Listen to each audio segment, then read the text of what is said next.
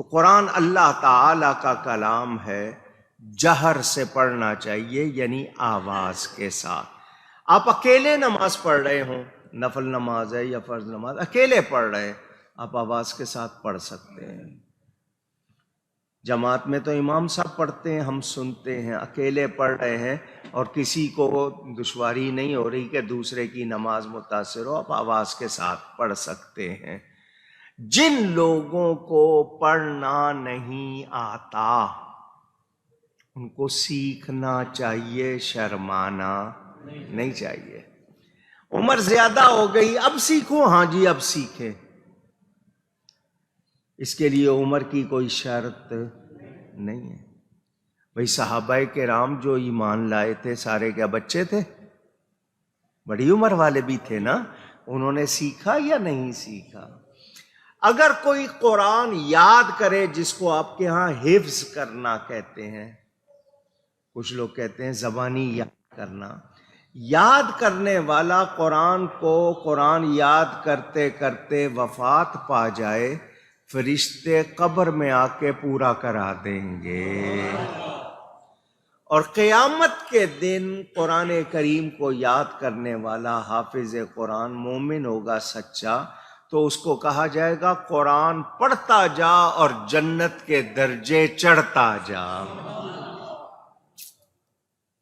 کتنا فائدہ ہے، ثواب بھی ہے، برکت بھی ہے، سب کچھ، اور ہم اس سے پیچھے ہٹے ہوئے ہیں۔ نہیں جی وظیفہ دے دو تو قرآن نہیں پڑھتے ہو، تو پھر کچھ لوگ ہیں جو روزانہ سورہ یاسین پڑھ لیتے ہیں، کچھ سورہ ملک پڑھ لیتے ہیں، کچھ سورہ مزمل پڑھ لیتے ہیں، کچھ سورہ رحمان پڑھ لیتے ہیں، ٹھیک ہے، لیکن ترتیب سے بھی پڑھتے رہو، تھوڑا تھوڑا پڑھتے رہو۔ اب کوئی کہتا ہے جی مجھ سے روانی نہیں ہے، روانی کا مطلب آسانی سے نہیں پڑھتا، اٹکتا ہے۔ اٹک کیوں رہا ہے؟ کہ اس کو زیر زبروں کی تھوڑی سی دشواری ہوتی ہے، تو وہ سنبھل کے صحیح پڑھنا چاہتا ہے تو اٹک کے پڑھتا ہے۔ ایسے اٹک کے پڑھنے والے کو دگنا ثواب ملتا ہے، کیونکہ وہ کوشش زیادہ کر رہا ہے، اس کی کوشش کا بھی اس کو ثواب ملتا ہے۔ یہ نہیں ہے کہ سارے ہی اٹک کے پڑھنا شروع کر دو، لیکن کوئی اگر اتنی دشواری ہو تو محروم نہیں رہے، وہ پڑھے، اس کو زیادہ کوشش پر زیادہ ثواب ملے گا۔ مہربانی ہی مہربانی ہے۔ ہم نے ایسے لوگوں کو دیکھا ہے، میں اپنی طرف سے کوئی مبالغہ یا مغالطہ نہیں ہے، دیکھا ہے، جو روز قرآن ختم کرتے روزانہ 2 دن میں، بعضوں کو دیکھا 3 دن میں، ان کو قرآن پڑھنا ہی پڑھنا ہے، ان کی عادت۔ میں نے ان لوگوں کو آنکھوں سے دیکھا ہے، کوئی تعریف کی بات نہیں کر رہا ہوں، اپنے لیے برکت حاصل کرنے کے لیے بات کر رہا ہوں۔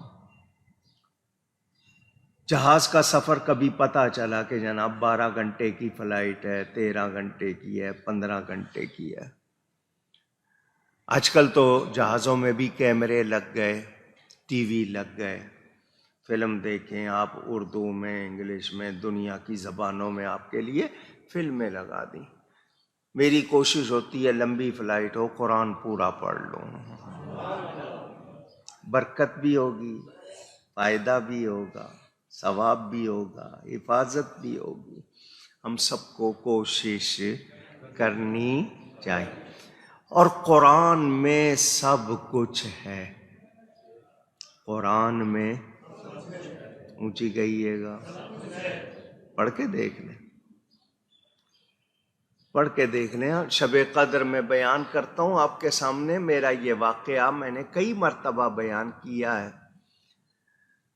میں امریکہ میں، جس کو آپ امریکہ کہتے ہیں، ایک بک اسٹور میں چلا گیا، کتابوں کی دکان میں۔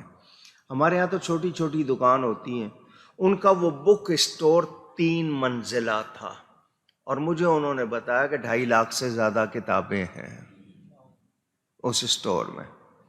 میں نے کہا آپ کے اسٹور میں انچارج؟ اس نے کہا ہر سیکشن کا الگ ہے، نیچے کا اوپر کا اس سے اوپر والی منزل کا الگ ہے. میں نے کہا جو بھی ذرا قابل ہو اس کو مجھے ایک کتاب کا پوچھنا ہے. بلا دیا. میں نے اس سے کہا کہ مجھے ایک کتاب چاہیے. کتنی؟ صرف ایک. کون سی؟ میں نے کہا اس کتاب میں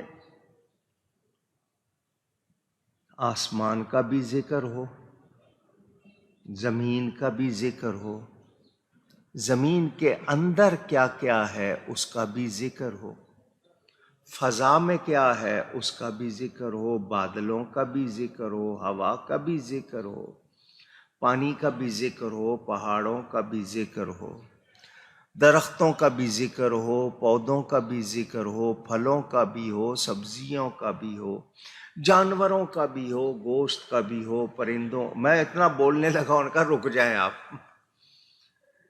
میں نے کہا کیوں؟ کہنے لگے جی ایسی کوئی ایک کتاب نہیں.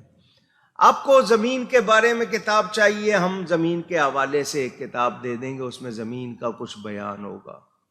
آسمان کے بارے میں کتاب چاہیے، شاید وہ بھی مل جائے کہ اس میں تھوڑا بہت بیان ہوگا. پھلوں کا چاہیے، ہر پھل کا الگ، کیلے کا الگ، سیب کا الگ، انگور کا الگ. کوئی کتابیں چھوٹی چھوٹی اس طرح کی بھی الگ الگ مل جائیں. میں نے کہا میں نے پہلے کہا ہے مجھے ایک کتاب، اور ابھی تو میری لسٹ مکمل نہیں ہوئی. اس میں عورت کا بھی بیان ہو، اس میں مرد کا بھی ہو، اس میں بچوں کا بھی ہو، ان کے رشتوں کا بھی ہو، ان کا رہن سہن کیسا ہو، ان کے لباس کیسے ہوں، ان کی گفتگو کیسی ہو، ان کی چال ڈھال کیسی ہو، اس میں تجارت کا بھی بیان. کہنے لگے آپ کیسی بات کر رہے ہیں؟ میں نے کہا میں کہہ رہا ہوں مجھے ایک کتاب چاہیے، اس میں یہ سب کچھ ہونا چاہیے. میں نے کہا اور بتاؤں؟ کہنے لگے جی ہم معافی چاہتے ہیں، ہمارے پاس ایسی کوئی کتاب نہیں ہے.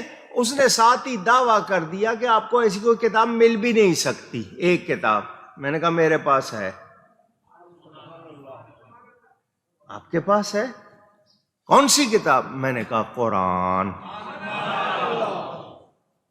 ولا رطب ولا یابس، کوئی خشک کوئی تر، یعنی سوکھی یا گیلی چیز ایسی نہیں جس کا بیان قرآن میں نہ ہو.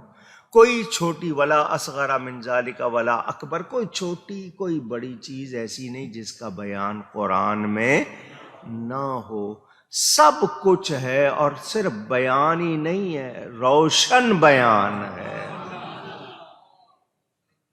وہ چپ ہو گئے، انہوں نے آگے سے کچھ کہا نہیں. ایک کتاب، اس میں سب کچھ ہے، ماضی کی خبریں، مستقبل کی خبریں، جنت کی خبریں. میں نے تو ان سے کہا نا میں لسٹ آپ کو سناتا رہوں گا، گھنٹہ تو لسٹ میں ہی لگ جائے گا، اور وہ بھی پوری نہیں ہو پائے گی، اور آپ ابھی سے گھبرا گئے. یہ ایک کتاب ہے مگر اس میں سب کچھ ہے. یہ میرے رب تعالی کا کلام ہے. دوسرا مسئلہ، قرآن غیر مخلوق ہے. یہ یاد کر لیں، قرآن غیر مخلوق، بنایا ہوا نہیں ہے. یہ اللہ کا کلام ہے، غیر مخلوق ہے. ہم مخلوق ہیں، قرآن غیر مخلوق ہے. یہ آپ کو بتایا جاتا ہے کلام متکلم کی صفت ہوتا ہے. کلام متکلم کی، متکلم جو کلام کر رہا ہے، جو وہ کہہ رہا ہے اس کو کلام کہتے ہیں. تو یہ اللہ کا کلام ہے تو اللہ کی صفت ہوا، اور اللہ کی صفتیں مخلوق نہیں ہے، بنائی ہوئی نہیں ہے، وہ رب کی خود کی ہیں. تو یہ غیر مخلوق ہے، بنایا ہوا نہیں.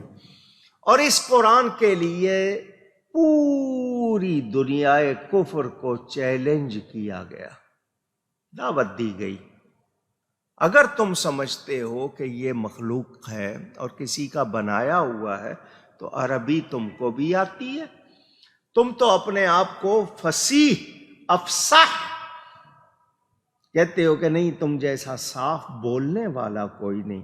اپنے مقابلے میں دوسروں کو عجمی یعنی گونگا کہتے ہو کہ ہمارے سامنے کوئی بول نہیں سکتا. ہم عرب ہیں تو عربی تم کو بھی آتی ہے تو ایسا کلام بنا لاؤ.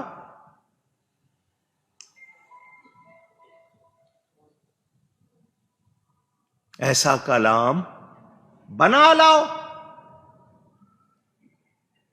10 سورتیں لے آؤ، 1 سورت لے آؤ، 1 آیت ہی لے آؤ. 1400 کتنے برس ہو گئے کوئی لا سکا؟ وَإِن لَّمْ تَفْعَلُوا وَلَن تَفْعَلُوا. تم یہ نہیں کر سکتے اور تم سے ہو سکتا بھی نہیں. تو ڈرو اس آگ سے، وقودها الناس والحجارہ، جس کا ایندھن لوگ اور پتھر ہوں گے. ڈرو. پوری دنیا، آپ کیا سمجھتے ہیں انہوں نے کوشش نہیں کی ہوگی؟ کتنے جتن کیے ہوں گے مگر لا سکے نہیں، کیونکہ یہ رب کا کلام ہے. رب تعالی بے مثل ہے تو اس کا کلام بھی بے مثل ہے. اس جیسا کوئی کلام ہو سکتا نہیں. ہمیں ملا ہے تو زبان مصطفیٰ سے ملا ہے. حضور فرماتے ہیں ابھی جو میں پڑھ رہا تھا یہ رب کا کلام، اب جو کہہ رہا ہوں یہ میری حدیث. منہ ایک ہے بولنے والے 2 ہیں. وہ عرب کے فصیح لوگ، فصیح الکلام، بڑا صاف بولنے والے، ستھرا بولنے والے، میرے نبی کے سامنے عاجز آ گئے. حضرت موسیٰ علیہ السلام کے زمانے میں جادو کا زور تھا. اللہ نے ان کو ایسے معجزے دیے، جادوگروں کا توڑ ہوا. حضرت عیسیٰ علیہ السلام کے زمانے میں یہ بیماریوں کا زور تھا، دوائیں کون، اللہ نے ان کو مسیح بنایا، وہ ہاتھ پھیر رہے ٹھیک ہو رہا ہے، ویسے معجزے دیے. نبی پاک تشریف لائے تو عرب والوں کو اپنی زبان پر بڑا ناز تھا. میرے نبی کا سب سے بڑا معجزہ قرآن. اللہ نے قرآن عطا فرمایا، وہ بڑے بڑے عاجز آ گئے.